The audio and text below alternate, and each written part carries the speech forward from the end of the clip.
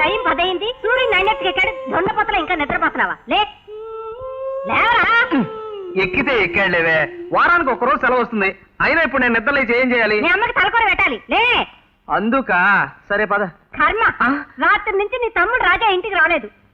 నువ్వు రోజు నిద్రలేపి ఇలా హింసించావంటే నేను కూడా రానే. అవునరా, బాధ్యత లేకుండా నువ్వు ఇలా మాట్లాడుతున్నావు కాబట్టి అన్ని ఇట ఏడుస్తున్నాయి. ఇప్పుడు ఏమైందే? ఏమైందా? పదరా చూద్దు గాని. పద సచ్చిరాడపా.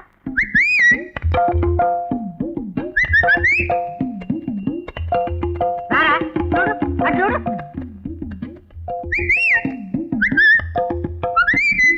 ఏరా, కనపడుతుందా? కనపడుతుంది. ఏం కనపడుతుందిరా? అదేనే, మన సీత బట్టలు తూతుంది, పక్కింటాడు విజిలేస్తున్నాడు.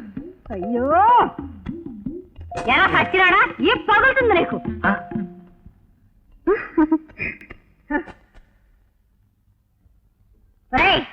దానికి పెళ్లి చేయాలనే విషయం గుర్తుందా నీకు?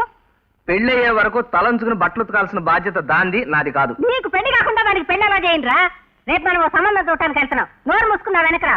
కళ్ళు మూసుకుని కూడా వస్తాను. Mohan, see my dear mother, పెళ్లి చేసుకునేది నేను. నా పెళ్ళాన్ని సెలెక్ట్ చేసుకోవాల్సిన బాధ్యత నాది. ఈ విషయంలో నువ్వేం మాట్లాడు. ఇంటి బాధ్యతలు పట్టించుకొని నువ్వు నాకు పెద్ద కొడుకుగా ఎలా పుట్టావురా? అందుకు నేను ఆ బాధ్యుణ్ణి. సందేహం లేదు, నీ పిచ్చి ముద్రతోంది.